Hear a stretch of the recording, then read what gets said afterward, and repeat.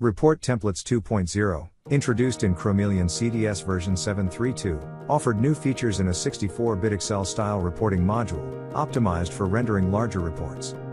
With the release of MUC, you can easily update your original report templates to take advantage of these new features. Original report templates can now be converted to the new format Report Templates 2.0. Open the application menu and choose Save Report Template As. Select the Report Template 2.0 item. Change the name. The report is converted to the new format, with a change log. Alternatively, right-click on the template name to access the Save As menu item. The new reporting features are now available, such as the Summary Table Options tab, to choose injection types for the table, and all new conditional formatting options. Choose from data bars, top or bottom values,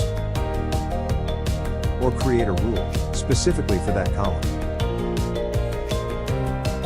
Easily update your old Chromeleon reports to access new features in Report Templates 2.0.